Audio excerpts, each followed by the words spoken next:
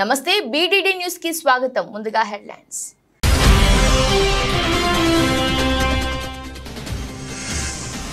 తెలంగాణలో బీఆర్ఎస్ శాఖ ముగిసిందన్న మంత్రి కోమటిరెడ్డి వెంకటరెడ్డి. బీఆర్ఎస్ పార్టీ బీజేపీలో విలీనమవుతుందని జోస్యం.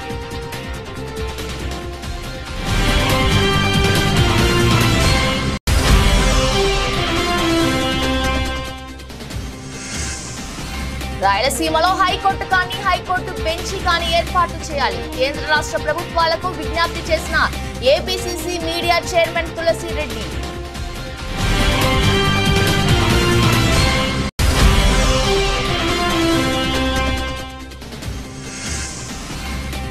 కమిషన్ ఏర్పాటే తప్పనుకుంటే కోర్టుకెళ్లొచ్చు కదా. కేసీఆర్ పై ధ్వజమెత్తిన కేంద్ర సహాయ మంత్రి బండి సంజయ్.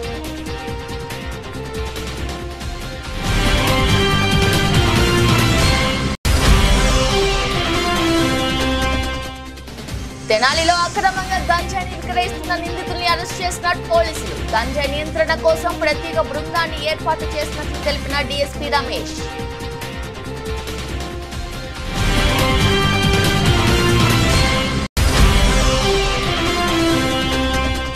చిన్నారి సహస్ర దారుణ అత్యాచార ఘటనకు నిరసనగా కాగజ్ నగర్ పట్టణంలో కొవ్వొత్తుల ప్రదర్శన. ఫాస్ట్ ట్రాక్ కోర్టు ఏర్పాటు చేసి ఆ నిందితుల్ని ఉరి తీయాలన్న సిర్పూర్ ఎమ్మెల్యే పాల్వాయి హరీష్ బాబు.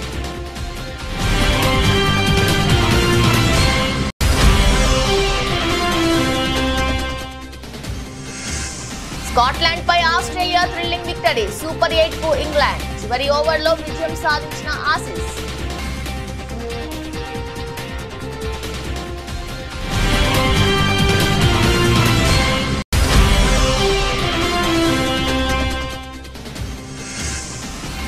కొనుగోలుదారులకు మళ్లీ షాక్. భారీగా పెరిగిన బంగారం వెండి రేట్లు.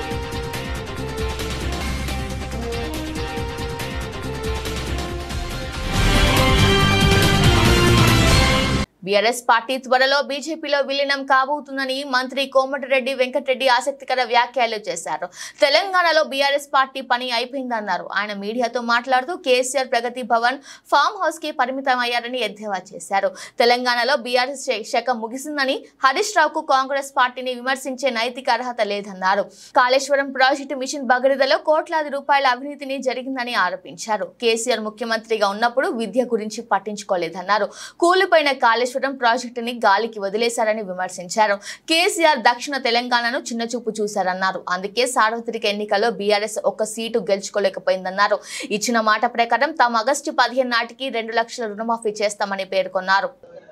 ఒక ప్రధాన న్యాయమూర్తిగా పనిచేసిన వ్యక్తి, నిజాయితీ మారుమేరుగా మచ్చలేని వ్యక్తి, ఆయన జడ్జిమెంట్ దేశంలోనే చారిత్రాత్మకమైన జడ్జిమెంట్. నరసింహారెడ్డి విచారణ కమిషన్ రద్దు చేయాలంట. అంటే మీరు ఎన్ని తిన్నా కానీ వదిలిపెట్టమని అంటారు. గొర్రెల్లో ఇప్పుడు 700 కోట్లు గొర్రెల్లో తింటే సెంట్రల్ గవర్నమెంట్ ఇప్పుడు ఈడీ స్కామ్ ఈడీ ఎంక్వైరీ నడుస్తుందా లేదా? కవిత ఆ రోజు 1100 కోట్లు ఇవాళ ఢిల్లీ ప్రభుత్వానికి కేజ్రీవాల్ తోని కుమ్మకైతే ఇవాళ కేజ్రీవాల్ కవిత ఢిల్లీలో జైల్లో ఉందా లేదా? ఫోన్ ట్యాపింగ్ చేసిన ప్రభాకర్ పోయి అమెరికాలో దాచుకుంటే మొన్న నేను ఆధారాలతో సహా చూపించిన హరీష్ రావు పోయి ఆడ కలిసి వచ్చి, నువ్వు సత్యనారాయణ రాకరా ఆయన ఇండియాకు, నువ్వు వస్తే మేమందరం జైలుకే పోవాలన్నారు. ఆ ఫోన్ ట్యాపింగ్ అందరూ ఉన్నాయి, నాయి కూడా ప్రతి ఒక్క ట్యాపింగ్ ఉన్నది. అలా బిజినెస్ మెన్లది, హీరోలది, హీరోయిన్లది, వ్యాపారస్తులు ఏమైనా మాట్లాడుకుంటే ట్యాప్ చేసి, మీరు 500 కోట్ల భూమి కొన్నావు కదా, నువ్వు ఇది ఫోన్ ట్యాప్ చేసినా 100 కోట్లు అది తీసుకుపోవాలి, వాళ్ళ ఫ్యామిలీకి అప్పచెప్పాలి. ఆ ట్యాపులన్నీ కూడా ధ్వంసం చేస్తే ఇలా 3 నెలలు అయిపోయి 4 నెలలు ఆర్చున్నాయా లేదా? నాకు ఆధారాలతో సహా తెలుసు వారు ఎవరెవరితో మాట్లాడుతూ నేను సంగతి.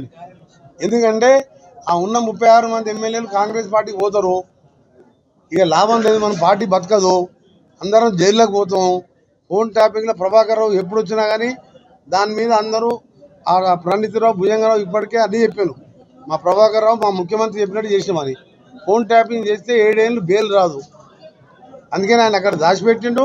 ఇక్కడ విచారణ కమిషన్ వేసి జైల్లోకి పోతామని తెలుసు. 10-15 వేల కోట్ల తిన్నట్టు లెక్కలు. నేను ఎమ్మెల్యే ఉన్నా, ఎంపీగా ఉన్నా, అన్ని లెక్కలు తీస్తాను నేను. అది బయట పెట్టాం మేము. అందుకని ఇవాళ విచారణ కమిషన్ రద్దు చేయమని అంటే అందరు నవ్వుతుండ్రు. ఎందుకు దోసుకొని తినాలి? ఎందుకు విచారణ భయపడాలి?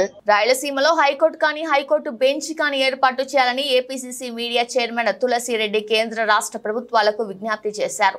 ఈ విషయమై వేంపల్లెలో ఆయన మాట్లాడుతూ 1937 నాటి శ్రీబాగ్ ఒప్పందం ప్రకారం రాజధాని హైకోర్టు రెండింటిలో ఒక దానిని రాయలసీమలో ఏర్పాటు చేయాలన్నారు. ఈ ఒప్పందాన్ని అనుసరించి 1953లో ఆంధ్ర రాష్ట్రం ఏర్పడినప్పుడు రాజధాని రాయలసీమ హైకోర్టు కోస్తాలో ఏర్పాటు చేశారన్నారు.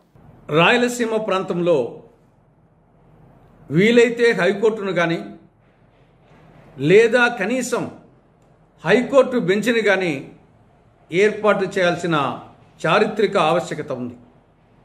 ఎందుకంటే 1937 నవంబర్ 16వ తారీఖున మద్రాసులో జరిగినటువంటి శ్రీబాగ్ ఒప్పందం ప్రకారం ఒక రాష్ట్రానికి రాజధాని హైకోర్టు రెండు కళ్ళ లాంటివి.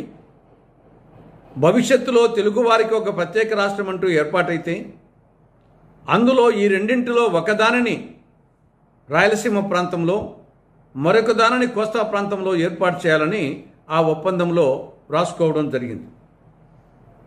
ఆ ప్రకారంగా 1953 అక్టోబర్ 1న తెలుగువారి కోసం ఒక ప్రత్యేక రాష్ట్రం ఆంధ్ర రాష్ట్రం ఏర్పాటైనప్పుడు ఆ ఒప్పందాన్ని దృష్టిలో పెట్టుకొని రాయలసీమ ప్రాంతంలోని కర్నూలులో రాజధానిని, కోస్తా ప్రాంతంలోని గుంటూరులో హైకోర్టును ఏర్పాటు చేయడం జరిగింది. దాని తరువాత తెలంగాణతో కలిసి ఆంధ్ర రాష్ట్రము ఆంధ్రప్రదేశ్గా ఏర్పడినప్పుడు 1956 నవంబర్ 1న ఏర్పాటైనప్పుడు ఈ రెండు కూడా రాజధాని హైకోర్టు రెండు కూడా హైదరాబాద్కు పోవడం జరిగింది. మళ్ళీ 2014 జూన్ 2న రాష్ట్ర విభజన జరిగినప్పుడు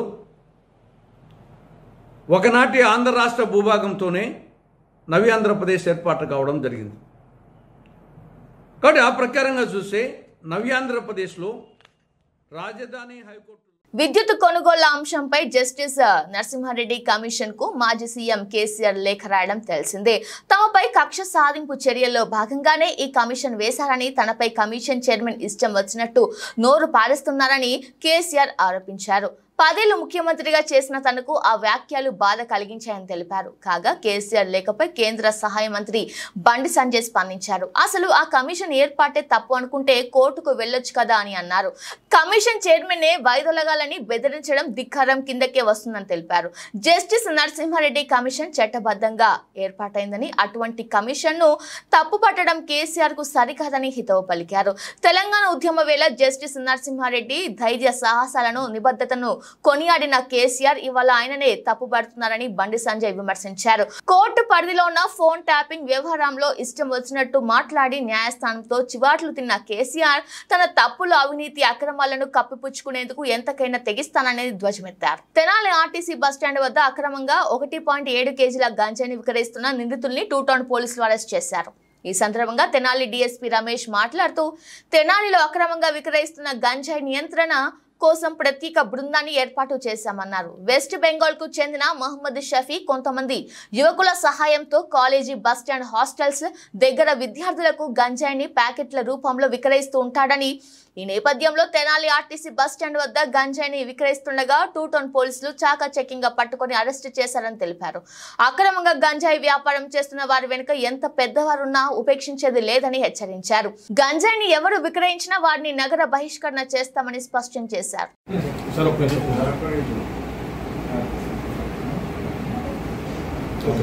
నమస్తే అండి, రమేష్ ఎస్టీపీ తెనాలి.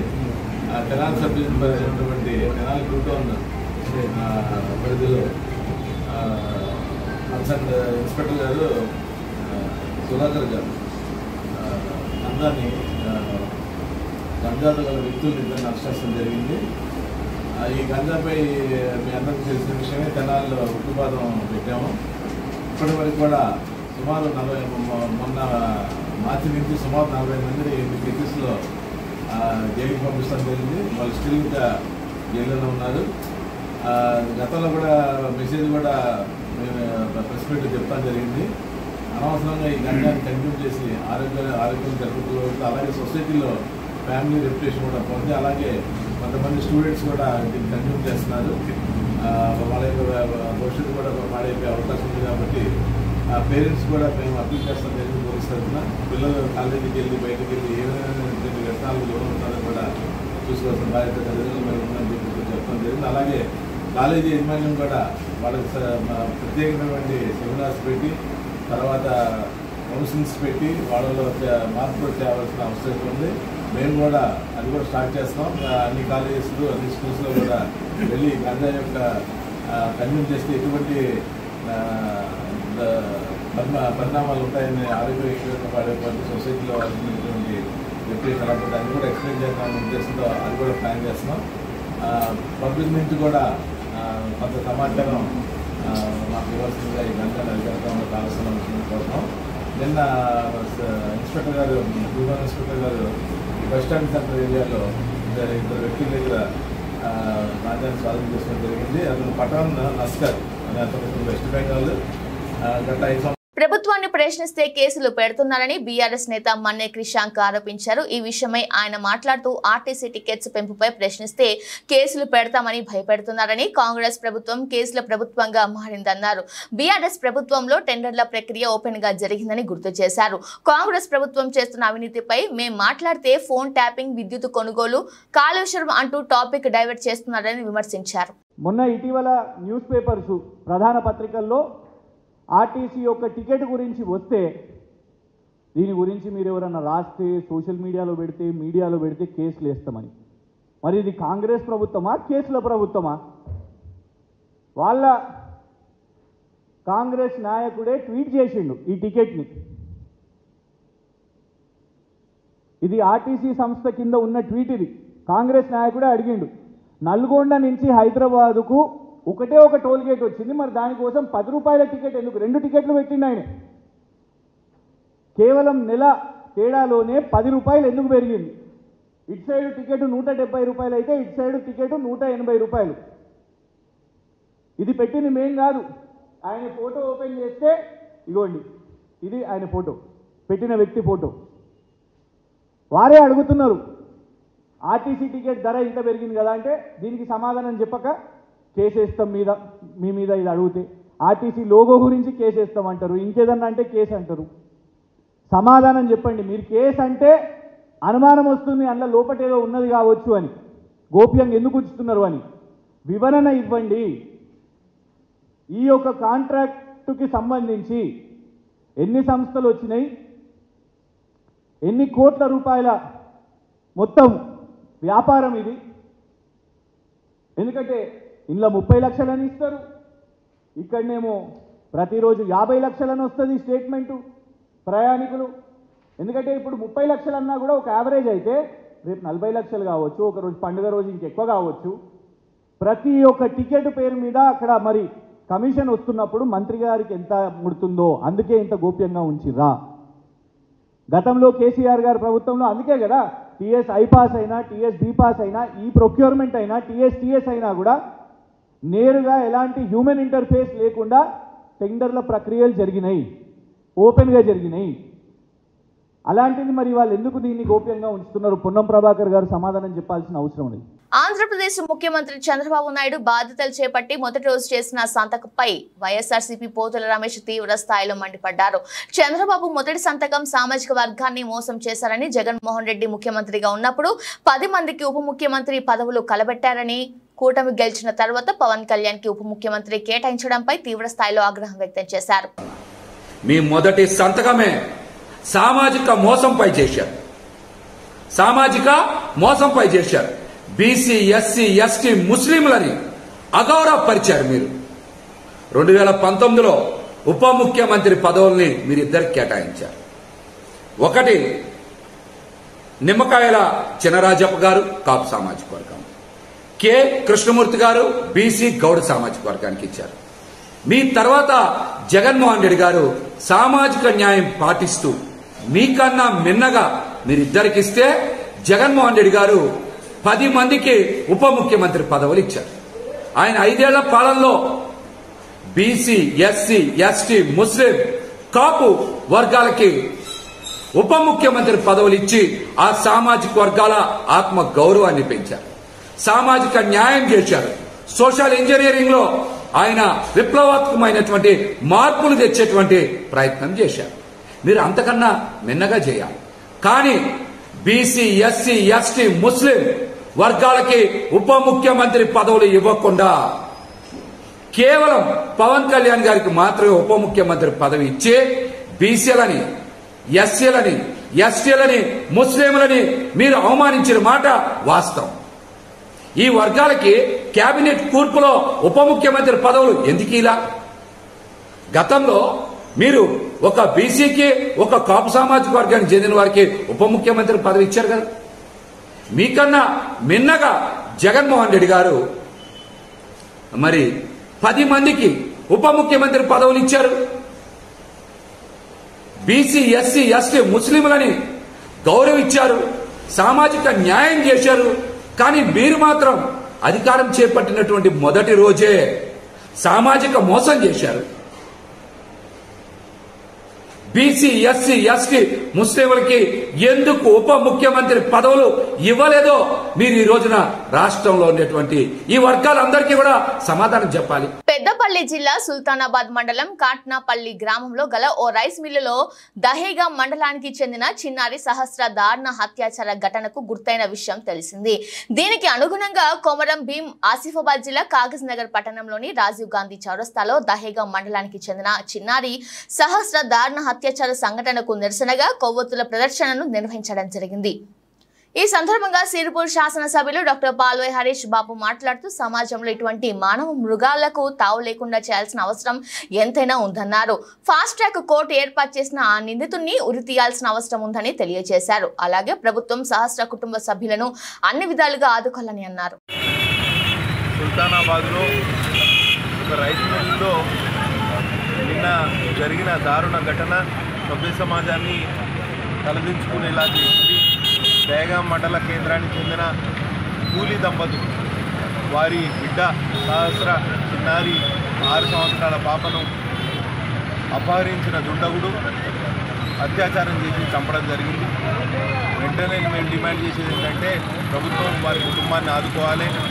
అట్లనే నిందితుని కఠినంగా శిక్షించడానికి ఫాస్ట్ ట్రాక్ కోర్టు ఏర్పాటు చేసి ఆయన ఉరిశిక్ష పడే విధంగా చేయాలని డిమాండ్ చేస్తున్నాం. దాంతోనైనా ఇటువంటి దారుణమైన ఘటనలు పునరావృతం కాకుండా చూడవచ్చని మేము అనుకుంటున్నాము. కాబట్టి ప్రభుత్వం చొరవ తీసుకోవాలి, పోలీసు అధికారులు చొరవ తీసుకోవాలి.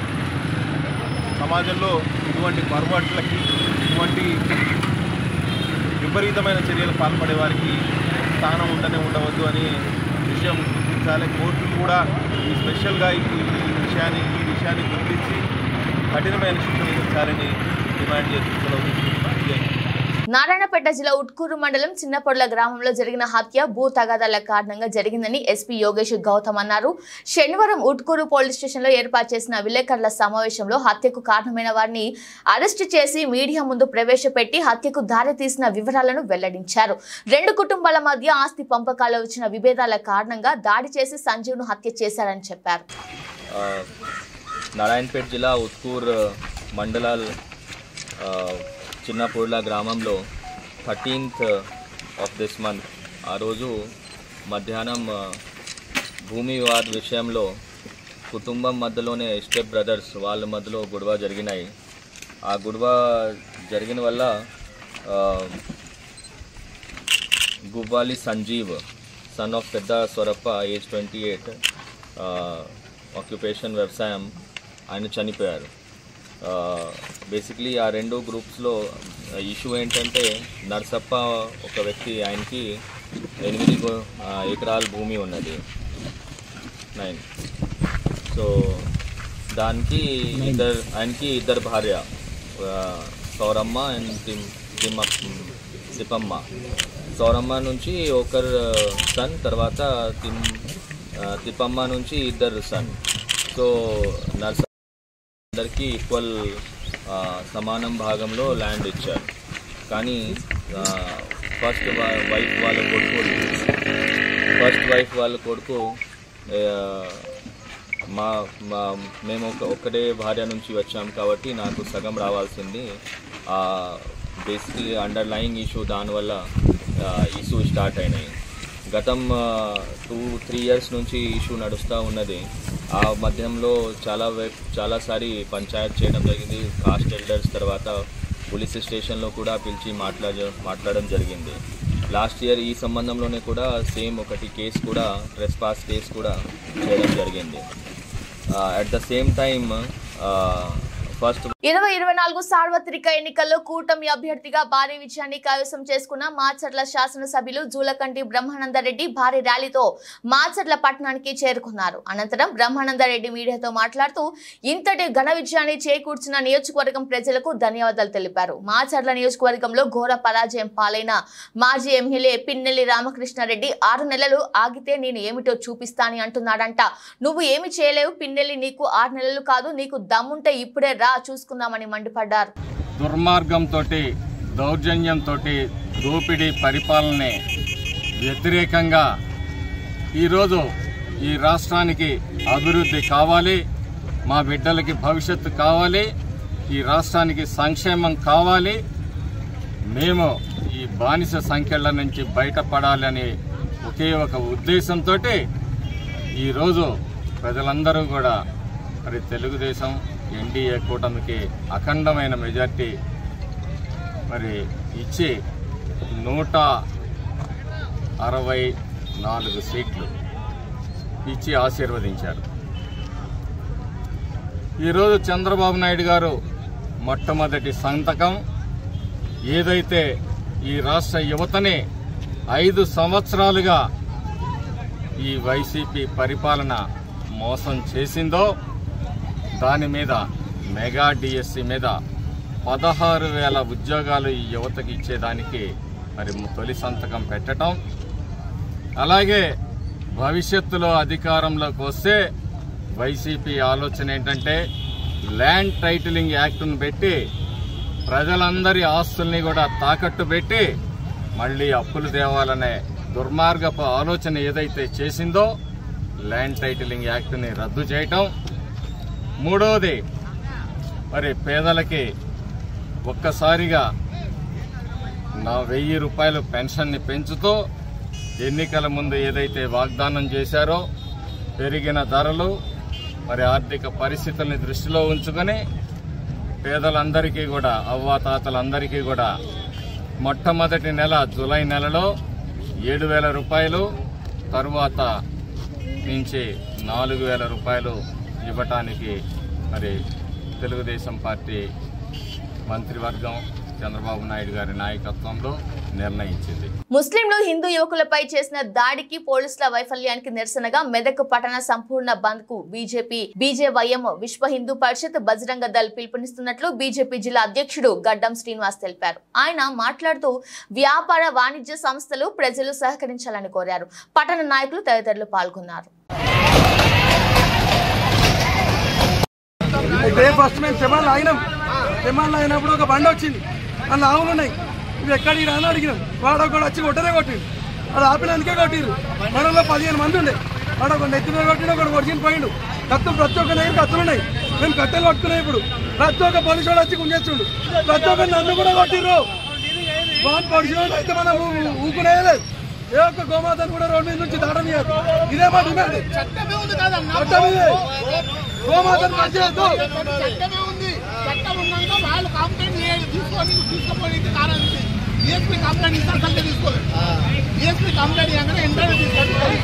ఎస్ఐ కూడా వచ్చి కొడుతుండవు, కొట్టలేక కూడా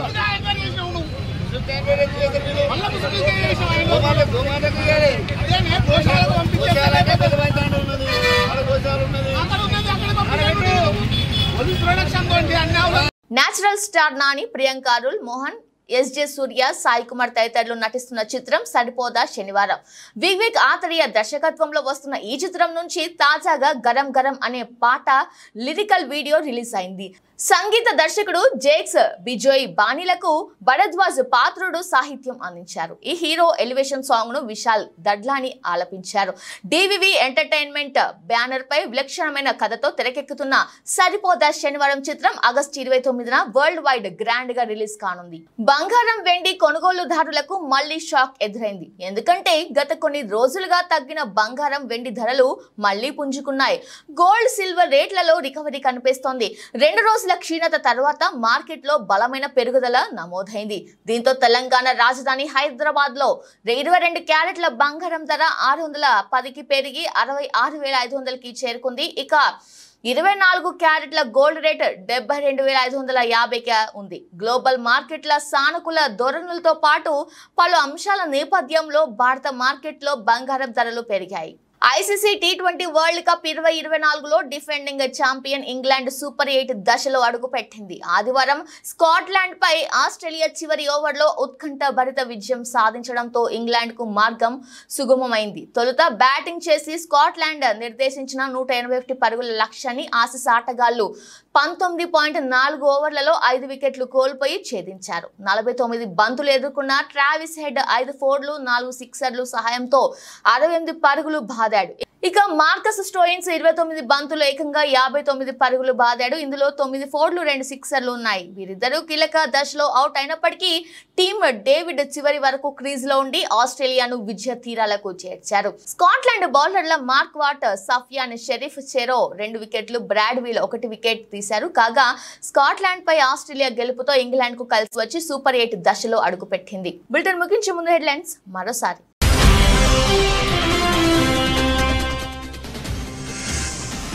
తెలంగాణలో బీఆర్ఎస్ శాఖ ముగిసిందన్న మంత్రి కోమటిరెడ్డి వెంకటరెడ్డి. బీఆర్ఎస్ పార్టీ బీజేపీలో విలీనమవుతుందని జోస్యం.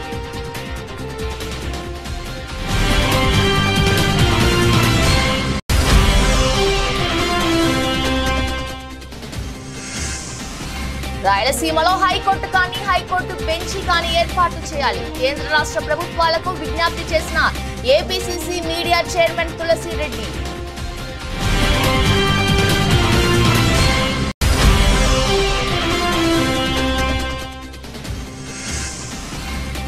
కమిషన్ ఏర్పాటే తప్పనుకుంటే కోర్టుకెళ్లొచ్చు కదా. కేసీఆర్ పై ధ్వజమెత్తిన కేంద్ర సహాయ మంత్రి బండి సంజయ్.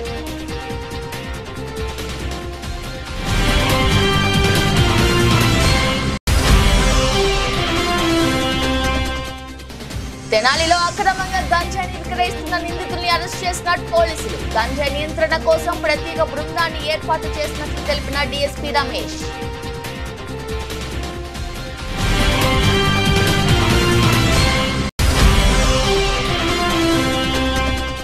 చిన్నారి సహస్ర దారుణ అత్యాచార ఘటనకు నిరసనగా కాగజ్ నగర్ పట్టణంలో కొవ్వొత్తుల ప్రదర్శన. ఫాస్ట్ ట్రాక్ కోర్టు ఏర్పాటు చేసి ఆ నిందితుల్ని ఉరితీయాలన్న సిర్పూర్ ఎమ్మెల్యే పాల్వై హరీష్ బాబు.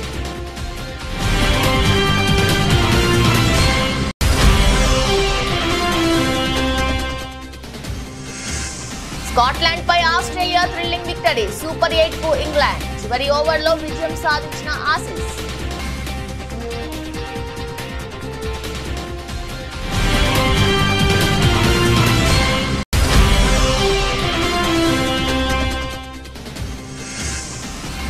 కొనుగోలుదారులకు మళ్లీ షాక్. భారీగా పెరిగిన బంగారం వెండి రేట్లు.